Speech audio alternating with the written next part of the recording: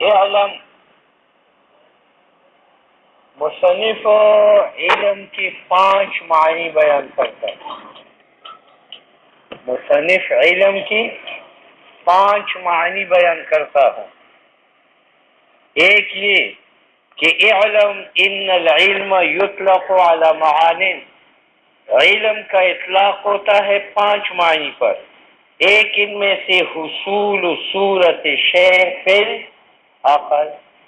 عقل محصل ہے اور صورت حاصل ہے، اور محصل اور حاصل کے درمیان حصول ہوتا ہے. تو علم اس درمیانی حصول کا نام ہے. عقل کا نام نہیں ہے جو محصل ہے، صورت کا نام نہیں ہے جو حاصل ہے، بلکہ اس محصل اور حاصل کی درمیانی نسبت حصول کا نام کیا ہے؟ تو کہتے ہیں حصول صورت شیء فی العقل. بات آئی سمجھ؟ دوسرا معنی کہ عقل محصل ہے اور صورت معلوم حاصل ہے، اور ان دونوں کے درمیان حصول نسبت ہے. تو علم محصل کا نام نہیں ہے اور حصول نسبت کا نام نہیں ہے، بلکہ اور حاصل کون ہے؟ صورت. تو علم نام ہے صورت معلوم کا. اس لیے کہتے ہیں ثانیھا الصورۃ الحاصلۃ من المعلوم عند العقل. ٹھیک ہے، لیکن تعریف اول ہو یا تعریف ثانی ہو، یہ مختص علم حصولی ہے. مختص حصول صورت سے. حصول کس کا ہوتا ہے؟ حصول مانا وجود شے کا بعد العدم، اور یہ علم حصولی کا کام. اور الصورت الحاصلہ یہ بھی علم حصولی کا ہے. تیسری تعریف ہے الحاضر عند المدرک، کہ علم وہ معلوم ہے جو حاضر عند العقل ہو. خواہ حاضر بھی نفسی ہی ہو جیسے علم حضوری میں، یا بواسطہ صورت کے ہو جیسے علم حصولی میں. بات سمجھ میں آ گئی؟ تو اس تقدیر پر علم نہ محصل کا نام ہے، نہ حاصل کا نام ہے، نہ حصول کا نام ہے، بلکہ علم نام ہے معلوم کا جو حاضر ہے عند العقل. ٹھیک ہے. چوتھا معنی عقل محصل ہے اور صورت حاصل ہے اور درمیان میں حصول ہے، اور اس حصول کے بعد ذہن اس صورت کو قبول کر لیتا ہے. یہ قبول النفس جو ہے مولی صاحب، یہ کیا ہے؟ یہ علم ہے. علم نہ عقل کا نام ہے، نہ صورت حاصلہ کا نام ہے، نہ حصول کا نام ہے، بلکہ کس کا نام ہے؟ قبول کا، کہ ذہن اس کو قبول کرے. قبول النفس لتلک الصورہ. الخامس التعلق الحاصل بین العالم والمعلوم. یہ تعلق ہے عالم اور معلوم. تعلق کی 4 قسم ہے. کبھی عالم اور معلوم متحد ہوتے ہیں، جیسے ہمارا علم اپنی ذات پر عالم اور معلوم متحد ہے. اور کبھی معلوم عالم کے ساتھ متعلق ہوتا ہے، یعنی اس کے لیے نعت ہوتا ہے. جیسا میرا علم اپنی سواد پر، تو میں عالم ہوں، سواد معلوم ہے، اور معلوم میرے لیے نعت ہے. اور کبھی کبھی عالم اور معلوم کے درمیان تعلق معلولیت کا ہوتا ہے. جیسے یہ پٹھا میں نے بنایا تو میں عالم ہوں اور یہ معلوم ہے، اور یہ میرا معلوم میرا معلول ہے، میں نے اس کو بنایا ہے. اور کبھی علاقہ ان تینوں کے علاوہ ہے. اگر یہ 3 علاقے ہو اس کو علم حضوری کہتے ہیں، اور اگر ان تینوں کے علاوہ ہو علم حصولی. تو 5واں معنی یہ ہے کہ یہ تعلق ہے جو حاصل ہے عالم. اور کتنے معنی ہو گئے؟ لیکن بڑی کتابوں میں یہ ہے کہ یہ نزاع لفظی، یہ نزاع، جس نے جس چیز کو دیکھا اس نے اس کو علم کہا. اول مذہب نے محصل عقل اور حاصل صورت کے درمیان حصول پر نظر کی، تو انہوں نے کہا علم نام ہے حصول کا. اور جنہوں نے دیکھا صورت کی صورت آنے کے بعد معلوم کا ظہور ہوا، تو انہوں نے کہا علم کیا ہے؟ صورت ہے. بات سمجھ میں آ گئی؟ اور جس نے کہا کہ ذہن نے قبول کیا صورت کو، تو انہوں نے کہا کہ علم کیا ہے؟ قبول نفس کا. اس کی مثال بڑی کتابوں میں سے دیتے ہیں کہ یہاں اندھیرا تھا، آپ نے میرے ہاتھ میں ماچس دیکھا، اس نے میرے ہاتھ میں لالٹین دیکھا، اس نے میرے ہاتھ میں تیل دیکھا، اس نے میرے ہاتھ میں بتی دیکھی. اور وہ اندھیرا ختم ہوا، روشنی آ گئی. تو آپ نے ماچس دیکھا تھا تو آپ نے کہا ماچس کی علت کیا ہے؟ کیلی ہے. اور اس نے لالٹین دیکھا تھا تو اس نے کہا لالٹین ہے. اور اس نے تیل دیکھا تھا اس نے کہا کہ علت روشنی کا کیا ہے؟ تیل ہے. اور اس نے بتی دیکھی تھی اس نے کہا کہ علت کیا ہے؟ بتی ہے. حالانکہ ایک ایک نہیں ہے، مجموعہ مل کر روشنی پیدا ہوئی ہے. تو یہ مجموعہ چیزیں مل کر وہ کیا ہے؟ علم ہے. ہر ایک نے اپنی دانش کے مطابق کہا ہے کہ صورت ہے یا حصول ہے یا قبول النفس ہے. ان سب کو دخل ہے کس کے اندر؟ علم کے اندر. جس طرح لالٹین کو دخل ہے، تیل کو دخل ہے، بتی کو دخل ہے، اور بتی کو دخل ہے، ماچس کو دخل ہے. بات آئی سمجھ؟ اچھا جی. وَيَنْقَسِمُ عَلَىٰ قِسْمَيْنِ، جناب علم کی دو قسم ہیں. فرض کرو علم نام ہے صورت معلوم کا، تو یہ صورت اگر بغیر حکم کے تھا، آپ کی صورت میرے ذہن میں آ گئی اور میں نے اس کے اوپر عالم جاہلن کا حکم نہیں لگایا، اس صورت فقط کا نام تصور. اگر آپ کی صورت میری ذہن میں آ گئی اور میں نے اس پر جاہل اسودوں کا حکم لگایا تو پھر یہ کیا ہے؟ تصدیق. حاصل یہ ہے کہ علم نام ہے صورت کا، اگر صورت فقط ہو تو وہ تصور ہے، اگر صورت محل حکم ہو تو وہ تصدیق. وَيَنْقَسِمْ، اور علم منقسم ہے دو قسمیں کی طرف. ایک کو کہا جاتا ہے تصور، دوسری سے تعبیر کی جاتی ہے تصدیق کے ساتھ. اور یہ تصور ہے فَهُوَ الْإِدْرَاكُ، یہ وہ صورت ہے جو خالی ہے عن الحکم، اثبات محمول اور سلب محمول سے. حکم سے مراد ہے نسبت و امرین، نسبت محمول کی. یہ جب ایقاعاً و انتزاعاً، ایقاع مانا اثبات المحمول للمحمول، انتزاعاً کا مانا سلب المحمول عن المحمول. اور کبھی حکم کی تفسیر کی جاتی ہے ثبوت نسبت اور لا ثبوت سلب کے ساتھ. جیسے آپ تصور زید کا کرے وحدہ یا تصور قائمن کا کرے وحدہ من جوز، بغیر اس کی کہ قیام ثابت کرے زید کے لیے یا سلب کرے. اور ارچی تصدیق ہے وَهُوَ قول الحکماء، تو تصدیق اس میں حکمہ کا مذہب ہے اور ایک امام رازی کا مذہب ہے. حکمہ کے نزدیک تصدیق نام ہے حکم، جس کے لیے تصور موضوع، تصور محمول، تصور نسبت شرط ہے، اور شرط شے سے خارج ہے. تو یہ تین تصورات تصدیق سے خارج ہو گئے تو تصدیق حکمہ کے نزدیک بسیط ہے. اور امام رازی کے نزدیک تصدیق نام ہے موضوع، محمول، نسبت اور تصور نسبت کا، تو ان کے نزدیک تصدیق مرکب ہے. ہر چیز تصدیق ہے تو یہ حکمہ کے قول پر عبارت ہے عن الحکم، اثبات اور سلب سے، جو مقارن ہے تصورات ثلاثہ کے، تصور موضوع، تصور محمول، تصور نسبت، یہ تین تصورات شرط ہے. نو تصورات ثلاثہ شرط ہے وجودی تصدیق کے لیے عند الحکماء، اور شرط شے کا شے سے خارج ہے تو یہ تین تصورات خارج ہو گئے تو تصدیق مجرد اثبات کا نام ہے، اور اثبات بسیط ہے تو تصدیق بسیط ہے. وَمِن ثُمَّ لَا يُوجَدُ، چونکہ تصورات شرط ہے تصدیق کے لیے اور مشروط شرط کے بغیر موجود نہیں ہے تو تصدیق موجود نہیں ہے بغیر تصور کے. اور امام رازی فرماتے ہیں کہ تصدیق عبارت ہے مجموعہ حکم اثبات اور تصورات اطراف سے. تو جب آپ کہیں زید قائم و اذعنتا، اور آپ کو یقین ہو جائے ساتھ ثبوت قیام زید کے، تو آپ کے لیے تین علوم حاصل ہو گئے. ایک آپ نے صورت زید کا حاصل کیا، دوسرا آپ نے حاصل کیا معنی قائمن کا، اور تیسرا علم نسبت کا رابط کا، جس سے تعبیر کی جاتی ہے فارسی میں حق کے ساتھ ایجاب کی صورت میں، نیس کے ساتھ سلب میں، اور ہے اس بات کے ساتھ، اور نہیں یہ ہندیہ میں. اس حکم کو کبھی اس معنی کو کبھی حکم کہا جاتا ہے اور نسبتی حکمی کہا جاتا ہے کبھی کبھی. اذا اتقنتا، جب آپ نے یہ اختلاف سمجھ لیا تو جان لو ان الحکیمہ، حکمہ یزعم دعویٰ کرتا ہے کہ تصدیق نہیں ہے مگر ادراک اس بات کا جو معنی رابطی ہے، اور امام رازی گمان کرتا ہے کہ تصدیق مرکب ہے، مجموعہ ہے ادراکیات ثلاثہ سے، جو تصور محکوم علیہ موضوع ہے، تصور محمول ہے، ادراک نسبتی حکمی کا ہے جو مسمى بالحکم. نے کل علم کو تقسیم کیا تھا تصور اور تصدیق کی طرف، اور وجہ حصر میں یہ کہا تھا کہ علم تو صورت کا نام ہے. اب اگر صورت کے ساتھ ایجاب اور سلب محمول کا تھا تو اس کا نام تصدیق ہے. اور اگر صورت فقط تھی، اس کے ساتھ ایجاب اور سلب محمول نہیں تھا، اس کا نام کیا ہے؟ تصور. اب مصنف آپ کو کہتے ہیں کہ تصور کے دو قسم ہیں، ایک بدیہی ہے اور ایک نظری.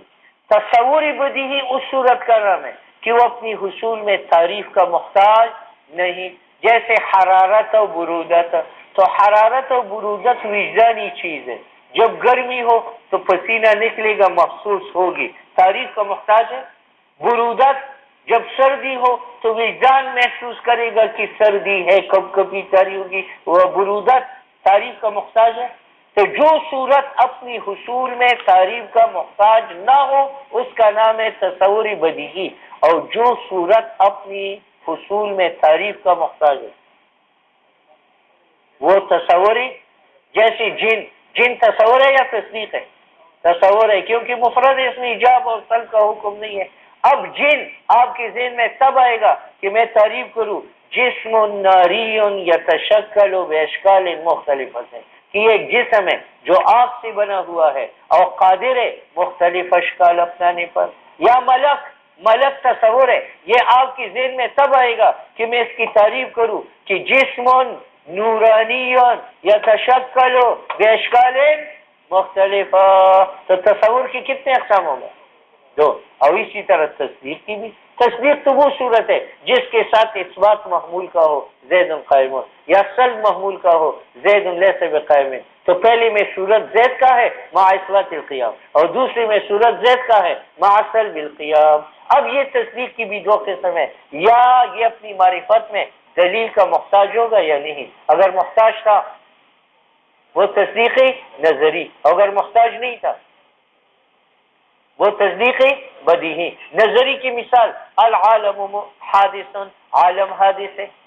عملی سے یہ عالم کی صورت مع اثبات الحدوث یہ دلیل کا محتاج ہے. وہ دلیل یہ کہ العالم متغیر وکل متغیر حادث، تو فالعالم حادث.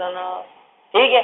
اور ایک تصدیق ہے جو اپنی معرفت میں دلیل کا محتاج نہیں ہے، وہ تصدیق بدیہی. جیسے میں کہوں الکل اعظم من الجزء، کل بڑا ہوتا ہے جز سے، یہ دلیل کا محتاج ہے نہیں. اس کو کیا کہتے ہیں؟ تصدیق. تو تصور کی بھی دو قسم ہے. اگر تصور اپنی حصول میں تعریف کا محتاج تھا جیسے جنن و ملکن تو وہ کیا ہے؟ تصور نظری. اگر محتاج نہیں تھا حرارت برودت تو وہ تصور بدیہی. تصدیق اگر اپنی حصول میں دلیل کا محتاج ہے، تصوری نظری تعریف کا محتاج، اور تصدیقی نظری دلیل کا محتاج ہے. جیسے العالم حادث یہ دلیل کا محتاج ہے کہ لأنه متغیر وکل متغیر حادث فالعالم حادث. اگر دلیل کا محتاج نہیں تھا تو بدیہی. جس طرح الکل اعظم یا الاثنان نصف الاربعہ یا الاربعہ ضعف الاثنین، یہ ایسی تصادیق ہے جو دلیل کے محتاج نہیں ہے. اب تصور و قسمان، تصور کی دو قسم ہیں، ایک بدیہی ہے یعنی حاصل بغیر نظر و کسب کی، جیسے حصول صورت حرارت و برودت کی، اس کا نام ضروری ہے جس طرح بدیہی. وثانیہم، اور دوسری قسم نظری ہے یعنی محتاج ہے اپنی حصول میں فکر و نظر کو، جیسے ہم حصول جن و ملائکہ کا کرتے ہیں تو ہم محتاج ہے ان تصورات کی حصول میں الی تجسم فکر، کہ ہم تکلف کریں فکر و ترتیب کا. جسم ناری یتشکل باشکال الی تجسم فکر و ترتیب نظر، اس کا نام کسبی بھی ہے جس طرح اس کا نام نظری ہے. اور تصدیق ایزن قسمانی، دو قسم پر ہے، ایک بدیہی ہے جو حاصل ہے بغیر فکر و کسب کی، اور دوسرا نظری ہے المفتقر جو محتاج ہے. بدیہی کی مثال الکل اعظم من الجزء، یہ دلیل کا محتاج نہیں ہے. یا الاثنان نصف الاربعہ، اور مثال ثانی کا تصدیقی نظری کا العالم تو یہ دلیل کا محتاج ہے کہ العالم اول متغیر، تو متغیر نکالو العالم حادث. یا ہم کہتے ہیں الصانع موجود، یہ ایک تصدیق ہے، یہ دلیل کا محتاج ہے لأنه مؤثر وكل مؤثر موجود فالصانع موجود ونحو ذلك. کہتے ہیں کہ تصوری نظری نظر کا محتاج ہے، تصدیقی نظری نظر کا محتاج ہے. تو نظر کا معنی کیا ہے؟ تو نظر کا معنی یہ ہے کہ آپ اپنی معلومات کو ترتیب دیں اور اس سے مجہول حاصل کریں، اس سے مجہول حاصل کریں. انسان تصوری نظری ہے، تو آپ ایسے کریں کہ آپ کو جتنی معلومات ہیں ان کو جمع کریں اور پھر اس کا مصداق تلاش کریں تو یہ ملے گا. اب آپ کی معلومات میں سے حیوان ہے، آپ کی معلومات میں سے ناطق ہے، آپ نے معلومات کو ترتیب دی حیوان و ناطق، اور پھر اس کو دیوار پر رکھا تو اس میں نہ حیوانیت ہے نہ ناطقیت ہے. خر کے اوپر یہ راڈار رکھا تو وہاں حیوانیت ہے مگر ناطقیت نہیں ہے. صدیق کے اوپر یہ راڈار رکھا تو وہاں حیوانیت بھی نظر آئی، ناطقیت بھی نظر آئی. معلوم ہے کہ حیوان ناطق کون ہے؟ انسان. تو دیکھو آپ نے ترتیب دی امور معلومہ کو جو حیوان ناطق ہے اور اس سے ایک مجہول چیز حاصل کی جس کا نام کیا ہے؟ انسان. فَإِذَا عَلِمْتَ جب آپ نے معلوم کیا ماذا کرنا، تو نظریات مطلقاً تصوری ہو یا تصدیقی وہ محتاج ہے نظر و فکر کو. فَلَا بُدَّ لَكَ آپ کے لیے ضروری ہے ان تعلم کیا پہچانے معنی نظر کا. تو میں کہتا ہوں نظر اصطلاح مناطق میں ترتیب امور معلومہ کو لیتعدی تاکہ یہ ترتیب پہنچا دے، لیتعدی تاکہ پہنچا دے ذالک الترتیب یہ ترتیب الی تحصیل المجہول. بات سمجھ میں آئی؟ مثلا آپ مرتب کرتے ہیں وہ معلومات جو حاصل ہے لکہ تجھے وہ کیا ہے؟ عالم کی تغییر اور عالم کا حدوث، او وہ حدوث کل متغیر ہے، اور آپ کو معلوم ہے حدوث ہر متغیر کا، تو آپ کہیں گے العالم متغیر یہ صغرا وکل متغیر حادث یہ کبرا. متغیر نکالو تو آپ کو حاصل ہوگا اس نظر و ترتیب سے علم قضی اخرى کا جو پہلے حاصل نہیں تھا تجھے. وہ کیا ہے؟ العالم حادث. نا سنو بھائی، یہ مصنف آپ پر دم کرتا ہے. پہلے کہا تھا کہ علم الصورت الحاصلہ، الصورت آپ نے مان لیا. اس کے بعد اس نے کہا کہ علم کی دو قسم ہیں، ایک بدیہی تصور اور ایک تصدیق، آپ نے مان لیا. پھر کہا کہ تصور اور تصدیق کی دو قسم ہیں، ایک بدیہی نظری، وہ آپ نے مان لیا.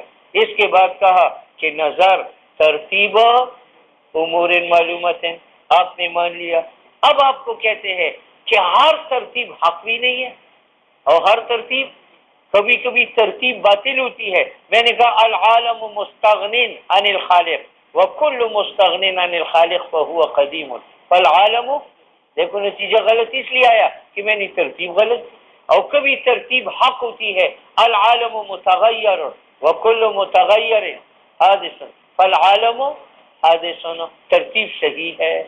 اب مجھے صرف دونوں ترتیبوں کو ہم حق نہیں کہیں گے ورنہ عالم قدیم و حادث ہوگا اتباع نقیزن کا، اور دونوں کو غلط نہیں کہہ سکتے ورنہ عالم نہ حادث ہوگا نہ قدیم تو ارتفاع نقیزن کا. اور ایک کو حق اور ایک کو باطل کہیں گے تو ترجیح بلا مرجح ہے. تو یہاں ایک قانون کی ضرورت ہے جو ہمیں بتا دے کہ پہلی ترتیب العالم مستغن غلط ہے اور دوسری ترتیب العالم متغیر یہ کیا ہے؟ صحیح ہے. اور وہ قانون منطق ہے. تو منطق پر ایمان لاؤ ورنہ کافر ہو جاؤ گے. دم نے کام کیا یا نہیں؟ احتیاج الال منطق ثابت کر دی. اس کے بغیر انسان اپنی غلطی پکڑ نہیں سکتا جب تک منطق نہ پڑے. بات سمجھ میں آئے؟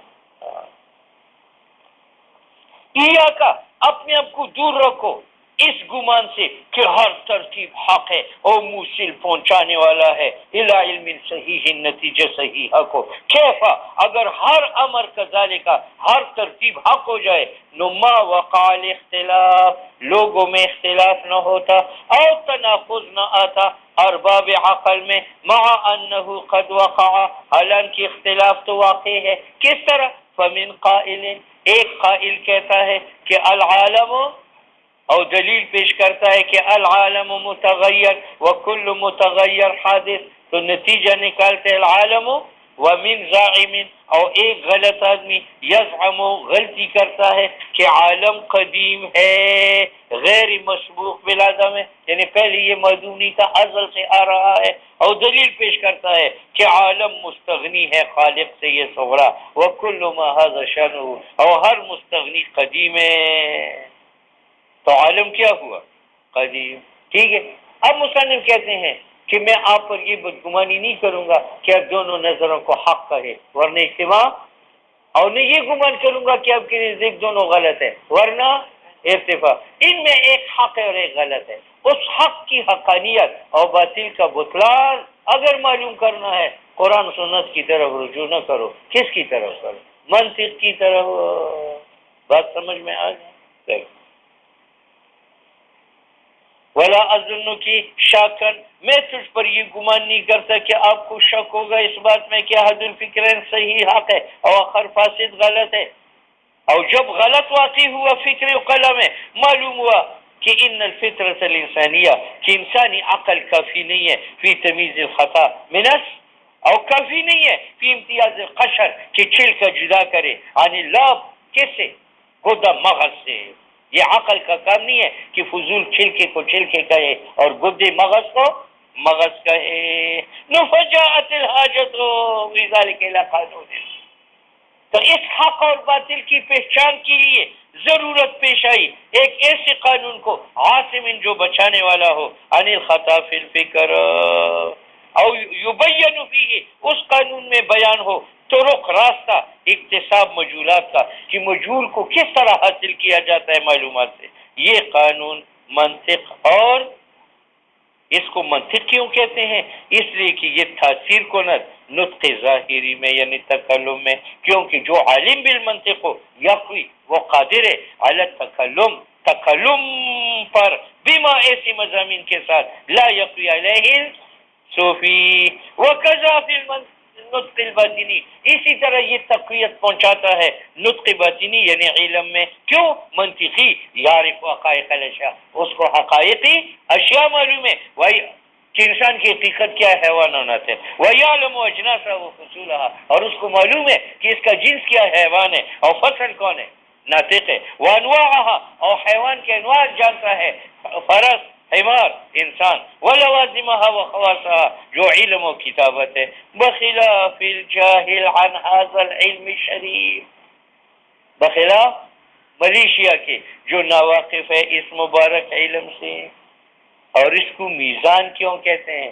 میزان ترازو کا نام ہے، اور منطق کے ذریعہ بھی عقل صحیح اور عقل فاسد تولا جاتا ہے، اور ہر چیز کا تسمیہ بالمیزان ہے، فہیا فلأنه قسطاس للعقل، یہ ترازو ہے عقل کا، یوزن بھی، عقل تولتی ہے اس کی ذریعہ افکار صحیحہ، اور پہچانتی ہے اس کی ذریعہ نقصان وہ جو افکار فاسدہ میں ہے، اور جانتی ہے عقل اختلال ما، نقصان وہ جو انظار کاسدہ کوٹھا میں ہے، اس وجہ سے اس کا نام علم عالی ہے، یعنی یہ آلہ ہے معرفت صحت اور فساد کا، لکونها آلتا لجمیع العلوم خصوصا علوم حکمیہ کا۔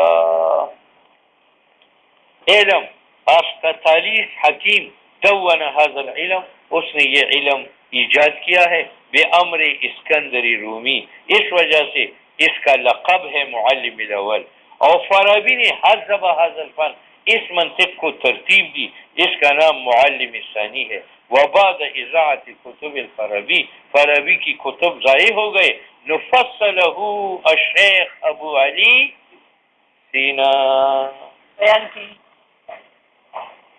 کہ علم صورت ہے یا حصولی صورت ہے یا قبول و نفس ہے، اس کے بعد علم کی تقسیم کی تصور تصدیق کی طرف، پھر تصور تصدیق کی تقسیم کی بدیہی نظری کی طرف، پھر کہا کہ نظری حاصل منن نظر ہے، پھر کہا کہ نظر ترتیب امور معلوماتن ہے، آخر میں کہا کہ ہر ترتیب حق بھی نہیں ہے، ہر ترتیب باطل بھی نہیں ہے، تو حاجت الال منطق ثابت ہو گئی تاکہ صحیح اور غلط کی تمیز ہو سکے۔ کہتے ہیں اس لمبی تمہید سے منطق کی تعریف معلوم ہو گئی کہ یہ ایسا قانون ہے کہ اگر اس کی حفاظت کی جائے تو انسان خطا سے بچ جاتا ہے. دیکھو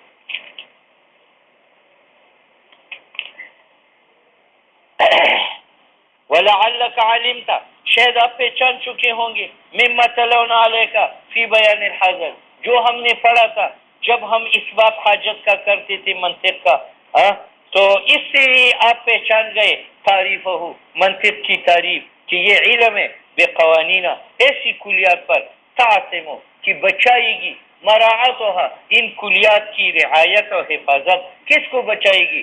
ذہن کو، عن الخطا فی فکر. بات سمجھ میں آ گئی؟ اچھا اب سنو بھائی، مصنف منطق کا موضوع بیان کرتا ہے، لیکن منطق کی موضوع بیان کرنے سے پہلے موضوع مطلق کی تعریف کرتا ہے کہ موضوع مطلق اس ذات کا نام ہے جس ذات کے عوارض ذاتیہ سے فن میں بحث ہے. موضوع اس ذات کا نام ہے جس ذات کے عوارض ذاتیہ سے فن میں بحث ہو جائے. مثلا انسان کے عوارض ذاتیہ کیا ہے؟ صحت اور مرض، اور یہ کہاں بیان ہوتے ہیں؟ طب میں. تو انسان ایک ذات ہے، اس کے عوارض ذاتیہ صحت اور مرض، اس سے بحث ہوتی ہے طب میں. معلوم ہوا کہ طب کا موضوع کون ہے؟ انسان. ٹھیک ہے. اچھا، اور کلمہ ہے، اس کا یہ ذات ہے، اس کے احوال کیا ہے؟ اعراب، بنا، رفع، نصب، جر، فاعلیت، مفعولیت، اضافت، اور یہ عوارض بیان ہوتے ہیں نحوے میں. معلوم ہوا کہ نحوے کا موضوع کیا؟ کلمہ. یا کلمہ ذات ہے اور اعلال اور ادغام اس کے عوارض ذاتیہ ہے، اور اعلال ادغام کا بیان کہاں ہوتا ہے؟ صرف میں. معلوم ہوا کہ صرف کا موضوع کون ہے؟ کلمہ. اسی طریقہ سے یہاں منطق میں بحث ہوتی ہے تصورات ذات ہے، تصدیقات ذات ہے، اور اس تصور و تصدیق کا ایصال، یعنی ہم کو پہنچانا مجھولات تک، یہ ایصال بیان ہوتا ہے منطق میں. تو منطق میں ایصال کا بیان ہوا، اور ایصال موضوع ہے تصور و تصدیق کا. معلوم ہوا کہ منطق کا موضوع کون ہے؟ تصوری موصل الی المجہول اور تصدیقی موصل الی المجہول. بات آئی سمجھ؟ موضوع کل علم، موضوع ہر علم کا معبود ذات ہوگی، یبحث فیہ کہ بات کی جائے علم میں، عن عوارضہ الذاتیہ، جیسے بدن انسان کے عوارض ذاتیہ سے بحث ہوتی ہے طب میں، تو بدن انسان موضوع طب کا ہے. یا کلمہ و کلام لعلم النحو، اس قانون کے مطابق موضوع منطق المعلومات التصوریہ، معلومات تصوریہ و تصدیقیہ ہے، لیکن لا مطلقا، ہر اعتبار سے نہیں، بل من حیث انہا موصلۃ، کہ یہ تصورات و تصدیقات ہمیں پہنچانے والے بنے الی المجہول تصوری اور تصدیقی، تصورات و تصدیقات مجہولت ہو. ٹھیک ہے یا نہیں؟ دیکھو یہاں جن سے بحث ہوگی جو حیوان ہے، فصل سے بحث ہوگی جو ناطق ہے، دونوں کو پہچانیں گے تو ان کو ملائیں گے الحیوان ناطق، تو یہ ہمیں پہنچائیں گے کس کو؟ انسان مجہول کو جو تصور ہے. اور العالم متغیر، العالم اس سے بحث ہوگی، والمتغیر حادث اس سے بحث ہوگی، ہم ان کو ملا کر اس سے شکل اول بنے گی، یہ ہمیں پہنچائے گی العالم حادث کو.